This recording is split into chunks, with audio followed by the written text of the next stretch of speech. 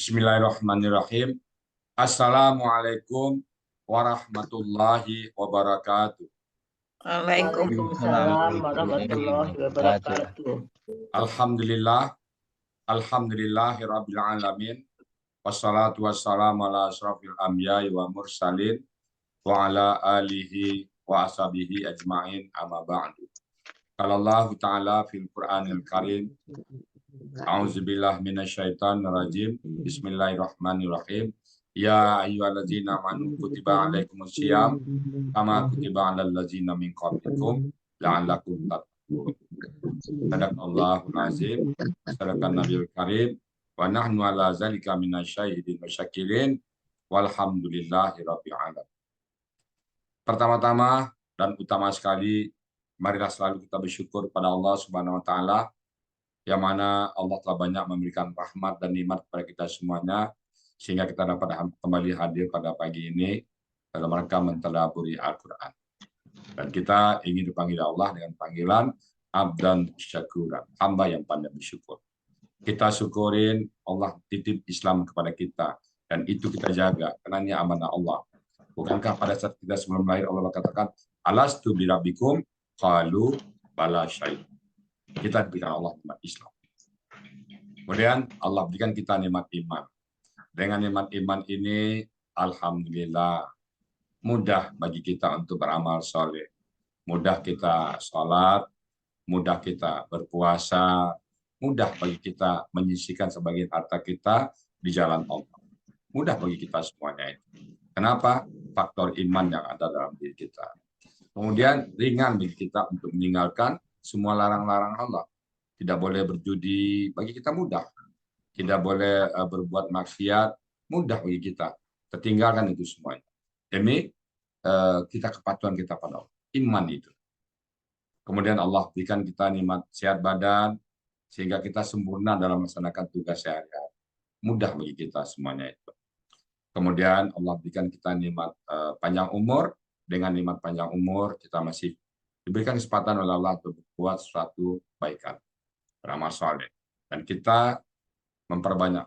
Kita jadikan hari-hari kita tidak ada lagi berbuat maksiat. Kita jadikan semuanya aktivitas kita bernilai ibadah, insya Allah. Dan pagi ini kita Allah berikan nikmat senang dengan Al-Quran. Walaupun libur, bapak-bapak tetap masuk ke sini. Inilah sebuah karunia dari Allah. Kita pengen terus bersama Al-Quran. Walaupun libur, pengen bersama-sama sekali. Allah katakan melalui Nabi, khairukum man ta'allama al-Quran wa 'allama. Sebaik-baiknya orang adalah orang yang belajar Al-Quran dan mengajarkan. Baik Bapak Ibu, pagi ini kita bahas surat Al-Fatihah. Yang sering kita baca dalam sholat.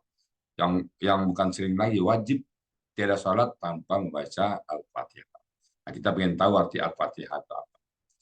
Al-Fatihah itu terjadi dialog antara kita sama Allah. Pada saat kita baca Al-Fatihah, Allah dengar dan Allah jawab. Maka kita salat, misalkan pelan-pelan. Kita mulai dari Bismillahirrahmanirrahim. Bismillahirrahmanirrahim.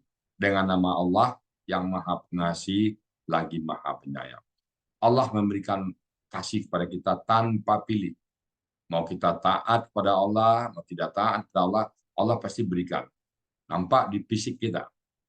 Badan kita sehat, harta kita banyak, rumah kita ada, rezeki kita ada. Itu karena Allah kasih. Allah tidak punya persyaratan. Allah tidak minta persyaratan untuk kasih. Allah Maha Pengasih, sifat Allah siapapun dikasih. Mau taat dia, mau tidak taat dia, Allah kasih. Dan heran pula Bapak nanti punya tetangga, kok nggak sholat, kenapa kok kaya? Ya Allah kan Maha Kasih. Maha Pengasih, tanpa pilih kasih. Tidak ada persyaratannya. Yang penting cari rezeki dapat. Itu Allah Maha Pengasih. Tanpa gimana di fisik, jabatannya tinggi, hartanya banyak, anaknya banyak, ladangnya banyak, usahanya maju. Karena Allah Pengasih. Tidak pernah mulu siapapun para. Tapi juga Allah Maha Penyayang. Penyayang ini hanya orang-orang tertentu, hanya orang-orang pilihan, hanya orang yang taat kepada Allah saya. Kalau pengasih nampak di fisik, kalau penyayang nampak di jiwa. Lapang dada. Walaupun rezekinya banyak, tenang hatinya. Walaupun jabatannya nggak tinggi, tapi tentram hidup. Dikasih belum tentu disayang, tapi disayang insya Allah pasti dikasih.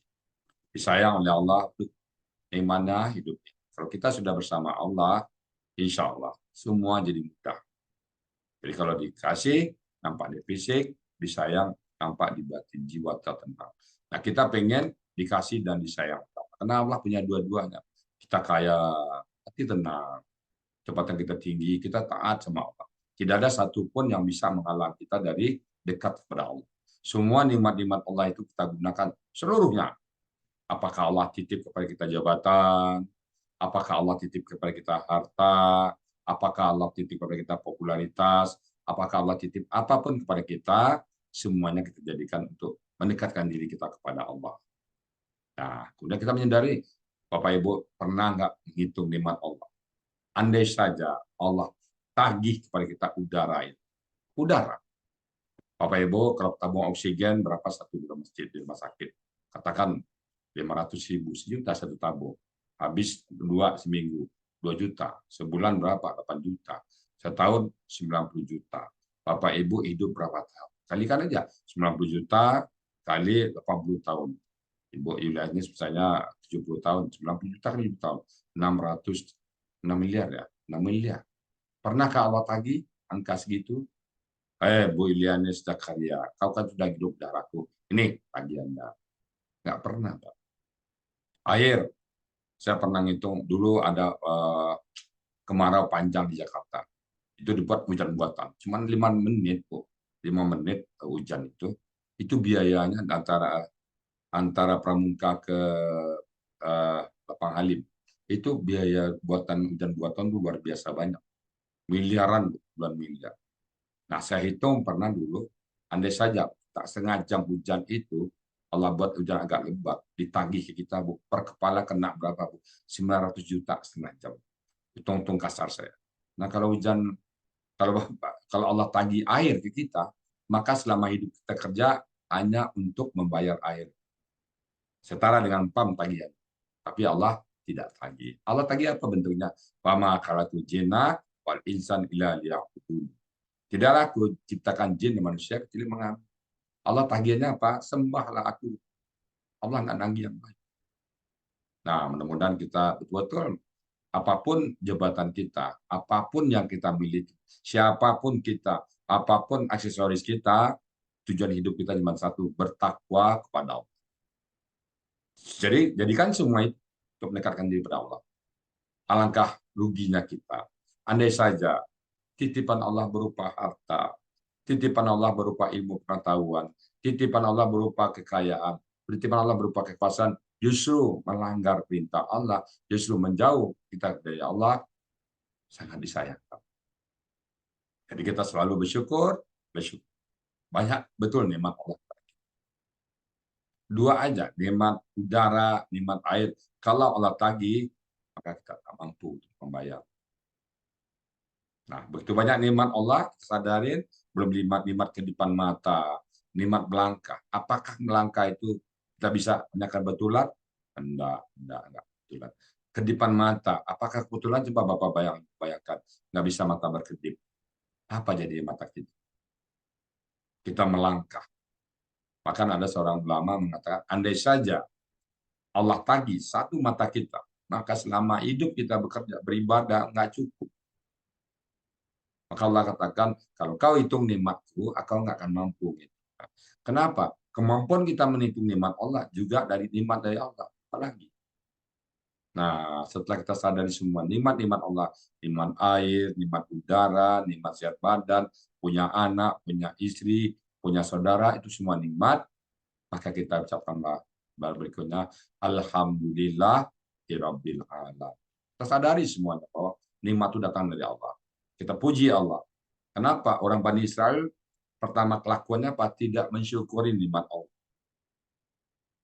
Kita orang Islam, insya Allah, kita ingat, la in syakartum la azidannakum wa la in kafartum in adzabi lasyadid. Kalau kamu bersyukur dengan nikmatku, kata Allah, aku tambah. Nah, kita pengen bersyukur. Alhamdulillah. Bapak coba bayangkan bapak-bapak hidup di dunia. Bapak ibu diberikan oleh seseorang, katakanlah duit 1 juta. Ibu ucapkan terima kasih ya Bapak Ibu. Dikasih sejuta lagi. Ibu ucapkan terima kasih lagi, kasih sejuta lagi. Setiap dia kasih, ibu ucapkan terima kasih, ditambah.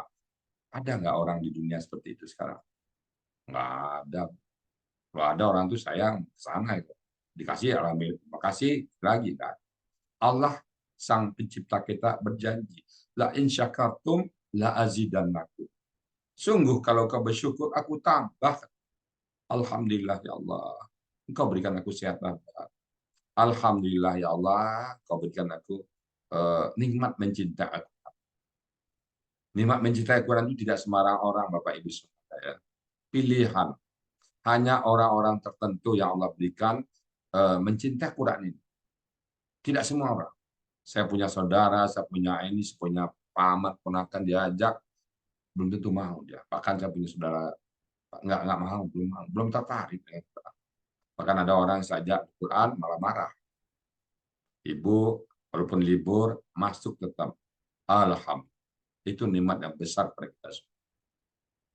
Kita ingin menjadi. Maka pada saat kita baca Alhamdulillahirabbil alamin, apa kata Allah? Allah jawab, Hamidani abdi, kata Allah. Hambaku memujiku. Hamidani, memujiku hambaku. Jadi terjadi dialog antara kita dengan Allah. Alhamdulillahirabbil alamin. Segala puji bagi Allah, Tuhan sekalian Allah. Allah jawab, apa jawab Allah? Hamidani abdi. Wahai malaikatku, saksikanlah itu. Hambaku memujiku. Hamidani abdi. Lalu kita ucapkan lagi, Ar-Rahman, yang maha pengasih, lagi maha penyayang. Dua bentuk yang diulang-ulang penekanan. Tadi Bismillahirrahmanirrahim, dengan nama Allah yang maha pengasih. Setelah kita puji, Allah ucap lagi, Ar-Rahman, yang maha pengasih, lagi maha penyayang. Di satu surah, hanya satu ayat yang membatasi. Jadi Allah kita betul-betul maha pengasih, maha penyayang. Jadi kita punya Allah bersyukur. Gitu. Coba Bapak bayangkan kalau Allah murkanya minta ampun. Allah tuh untuk orang Islam tuh mendahului kasih sayang Allah mendahului rahmat Allah, kasih sayang Allah mendahului murkanya. Orang udah kelewat banget itu baru Allah murka. Kalau kita orang Islam, insya Allah Allah ampuni Islam. Sifat utama Allah Ar-Rahman Ar-Rahim. Allah tuh maha pengasih, Allah maha penyayang. Bersyukur kita sekali mengenal sifat-sifat Allah. Dan kita pada saat itu, pada saat kita menyebut Rahmanir-Rahim, Allah menjawab, Asna alayya amdi. Hambaku memujiku. Terjadi lagi dia. Pada saat kita mengucapkan Ar-Rahmanir-Rahim, apa kata Allah? Asna alayya amdi. Hambaku memujiku akan aku hambaku. Allah akui.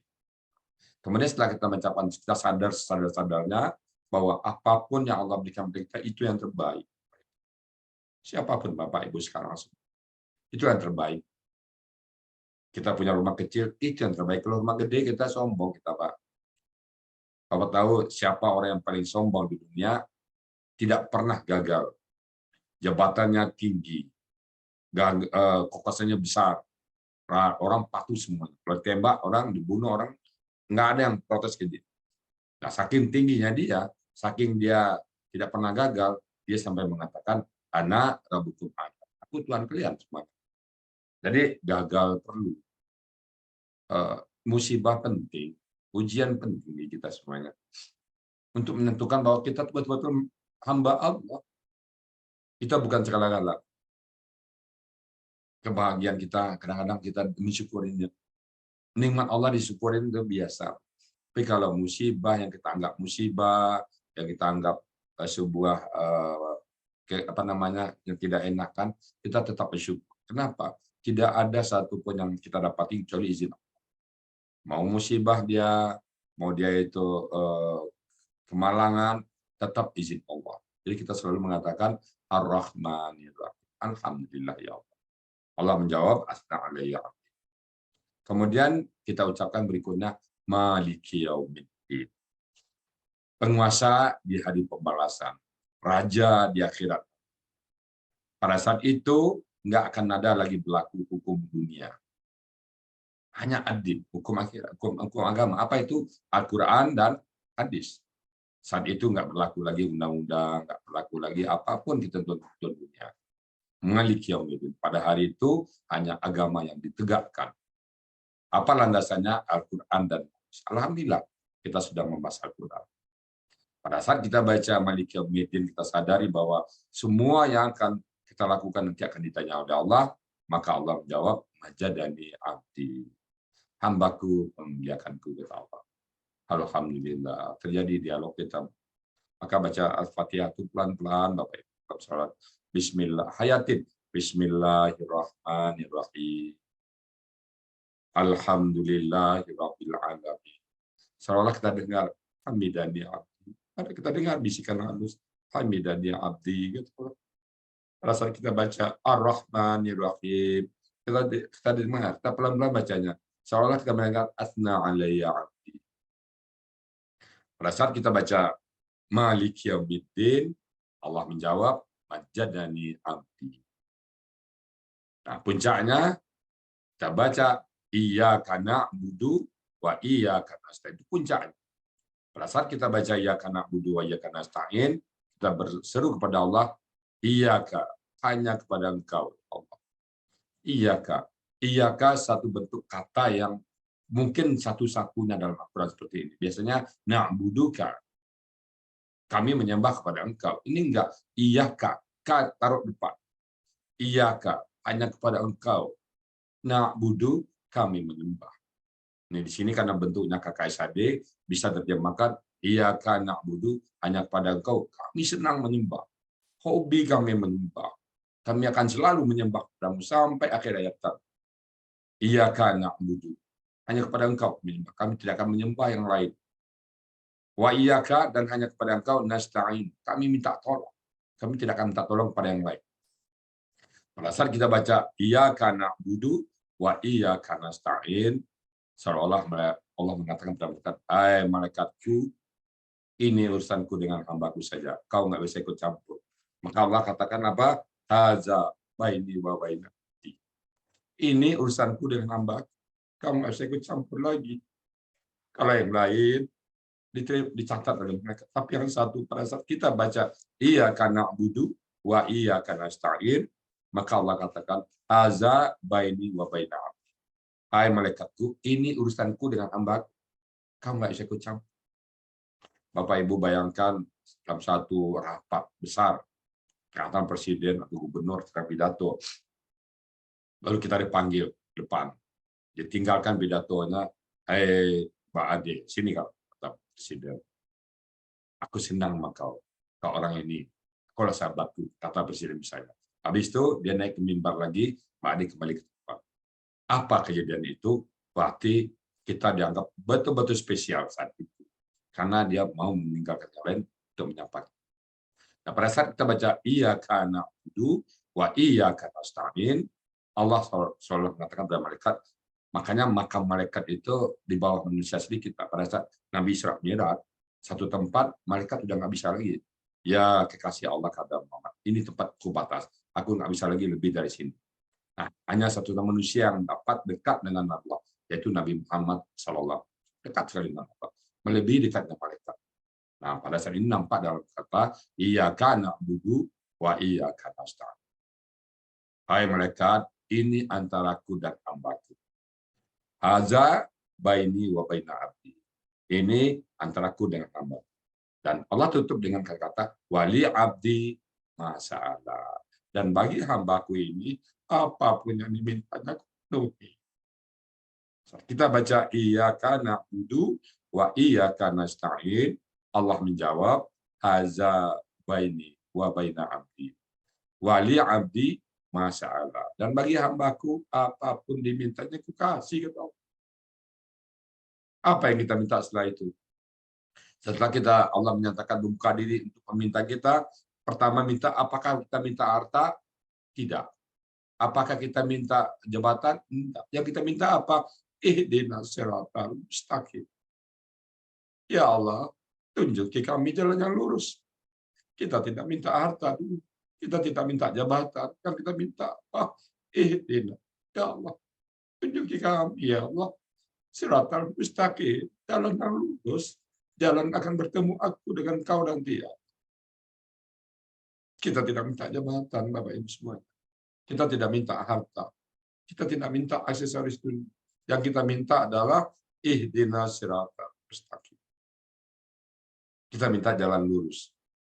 Nah, apa jalan itu? Siratal ladzina an'amta alaihim. Jalan orang-orang yang kau berikan nikmat ya Allah. Siapa mereka? Para nabi, para syuhada, para sahabat. Mereka itu orang-orang dapat nikmat dari Allah. Para ulama, orang pintar dengan agama. Siratal ladzina an'amta alaihim. Nah, kita berbiasa ghairil maghdubi alaihim. Jangan ya Allah orang yang kau murkai. Kau marah pada dia, jangan ya. Waladhdallin, dan jangan orang sesat. Nah, maka Allah menjawab di sini, tetap menjawab dengan Allah, haza li abdi. Ini untuk hambaku. Wali abdi masa Allah. Dan bagi hambaku apapun yang diminta, dia berikan. Sudah itu kata Allah, hidup terasa tenang. Bisa jadi kita nggak kaya. Bisa jadi harta kita sederhana. Tapi batin kita tentram. Kenapa? Allah menyusukan ke dalam hati kita. Allah berkuasa atas apapun yang kita punya. Andai saja detik ini Allah berikan kita kekayaan, 1 detik selesai. Andaikan Allah jadikan kita miskin, 1 detik sudah selesai. Selaput bedanya Bapak Ibu semua. Semoga dalam memasuki bulan suci Ramadan ini, kita diberikan kemampuan dan kekuatan oleh Allah untuk menjalankan ibadah puasa dengan sebaik-baiknya. Kita jadikan Ramadan ini Ramadan terbaik kita sepanjang hidup kita. Karena dia tidak akan terulang kembali. Ramadan hari ini kita canangkan niat, kita akan melakukan yang terbaik yang Allah kehendaki. Kita punya harta, mari kita berjuang dengan harta kita. Kita punya kekuasaan, mari kita berjuang dengan kekuasaan kita. Kita punya popularitas, mari berjuang dengan popularitas kita. Kita punya ilmu, mari kita berjuang dengan ilmu kita. Karena semua sahabat punya. Ada karakter Abu Bakar, ada karakter Umar bin Khattab, ada karakter Utsman bin Affan yang kaya, ada Ali bin Abi Thalib yang banyak ilmunya, dan semua berjuang dengan cara masing-masing. Mudah-mudahan apa yang kami sampaikan bermanfaat bagi Bapak Ibu semuanya, dan mudah-mudahan sekali lagi visi kita terakhir adalah kita masuk surga tanpa hisab. Kita pengen masuk surga, kita nggak pengen lama-lama di antrian panjang. Kita masuk surga tanpa hisab. Dan kita pengen juga di surga, tidak hanya di surga, kita pengen bertetangga dengan Rasulullah, sang idola kita, orang yang sangat mencintai kita. Bagaimana belum jelang meninggalnya, umati. Dia merisaukan kita, umatku bagaimana Jibril. Dan saat dia bangkit dari pada saat dibangun oleh Jibril, dia bertanya kepada Jibril, ya Jibril, hari apa sekarang Jibril? Jibril mengatakan, hari berbangkit ya kekasih Allah. Apa pertama yang keluar dari mulut? Umatku mana Jibril? Umat. Dia tidak bertanya tentang Aisyah, istrinya, tidak bertanya tentang Fatimah, anak. Yang ditanya apa? Umatku mana? Kita yang ditanya. Wajar kita kalau mencintai beliau. Wajar. Kita berselawat pada beliau. Wajar. Tidak ada seorang pemimpin yang seperti itu. Baik Bapak Ibu, karena waktu juga, kita tutup dulu rekaman kita. Semoga pengajian kita pagi ini ada manfaatnya. Yang kita baca Al-Quran dalam surat Al-Fatihah, betul-betul kita pahami artinya. Setelah itu, sebelum saya tutup, saya persilakan Bapak Ibu, ada yang bertanya, 1-2 orang, silakan dalam rekaman. Saya berikan kesempatan Prof. Hafiz dulu. Silakan Prof. Hafiz, tentang surat Al-Fatihah. Prof. Silakan Prof. Nyalain dulu, Prof. Ustaz, nyalain dulu. Siapa yang mau bertanya? Nyalain dulu. Silakan, siapa yang mau bertanya tentang surat Al-Fatihah ini? Saya boleh ya? Boleh, silakan. Saya dulu ya, Bu ya. Silakan Bu. Assalamualaikum warahmatullahi wabarakatuh. Ya, Assalamualaikum warahmatullahi wabarakatuh. Bu ya, bersyukur sekali Bu ya mau buka pengajian tetap ya Bu ya. Alhamdulillah. Ya. Bu ya, saya ingin tahu jawaban Allah atas masing-masing doa ini. Jawaban Allah itu Bu ya, saya mau catat gitu. Oh ya, nanti saya kirim ke Ibu Suryani ya, Ustaz, saya kirim nanti ya, Iya. insyaallah. Di Ya, grup itu yang Ustaz, di saya grup. mau saya tanyakan Bu ya. Terima Ya, kasih. ya, Assalamualaikum insyaallah. warahmatullahi wabarakatuh. Insyaallah. Di grup aja Ustaz. Di grup Ya di aja grup Pak Ustaz. Terima Ustaz. kasih. Assalamualaikum. Waalaikumsalam, Prof. Silakan, Prof. Apa? Ada mau tanya? Belum di grup ya. Oke. Jawabannya dulu tolong di grup jawabannya. Oke. Nanti saya kirim di apa? Ada hadisnya. Oke. Siapa lagi yang mau bertanya? Di grup dia Buya mengirimnya supaya baca semua. Oke, insyaallah. Makasih Buya. Sama-sama. Ya. Assalamualaikum warahmatullahi wabarakatuh, Pak Ustaz. Waalaikumsalam, Mbak De. Silakan, Mbak De. Saya mau tanya, Pak Ustaz. Ya. Al-Fatihah itu kan bukan surat pertama yang diturunkan sama Allah, kan? Yang Ya, pertama itu bukan. Al-Alaq, Iqra, ya. Ya. Nah, kenapa Al-Fatihah itu jadikan justru ayat pertama, Pak Ustaz? Oke, alhamdulillah. Itu pertanyaan yang bagus kan. Jadi pada saat turun ayat Nabi mengatakan kepada pembantu penulisnya, Zaid bin Sabit, sahabatku, catat ini. Jadi memang Rasulullah yang menentukan, dan itu melalui Jibril. Jadi walaupun dia kan surat itu turun berdasarkan kondisi saat itu. Jadi kalau Iqra yang pertama turun, tapi dia bukan surat pertama. Ya, jadi memang tergantung kondisi saat itu. Ya, jadi nanti sahabat yang mencatatnya. Pada saat satu turun ayat, Nabi mengatakan, catat ayat ini di sini. Ini surat ini ayat sekian. Jadi kan turunnya itu sesuai kondisi. Kadang yang belakang dulu, belakang pertama. Itu seterusnya. Jadi setiap turun ayat, Nabi lah yang menentukan. Dan itu melalui Jibril. Dan setiap tahun itu selalu dievaluasi Jibril. Saya catat pada Nabi membacakan selalu pada setiap tahunnya. Itu Made ya. Di Nabi sendiri. Oke, ada lagi? Baik, kalau gitu kita tutup dulu rekaman ini. Ada yang bertanya lagi? Ini kita lagi rekam. Ada lagi yang bertanya? Bu Ilianis? Silakan Bu Ilianis. Udah cukup Ustaz. Alhamdulillah. Oke, kalau gitu kita tutup dulu ya. Mungkin Bapak Ibu semuanya tentang surat Al-Fatihah. Mudah-mudahan soal kita bisa bertamak. Mungkin besok kita bahas lagi tentang bacaan doa iftitah, ya, doa iftitah yang kita baca dalam sholat sehari-hari. Baik Bapak Ibu, demikian di saya kurang maaf kecil kalam. Bila taufik wal hidayah. Assalamualaikum warahmatullahi wabarakatuh. Waalaikumsalam. Warahmatullahi wabarakatuh.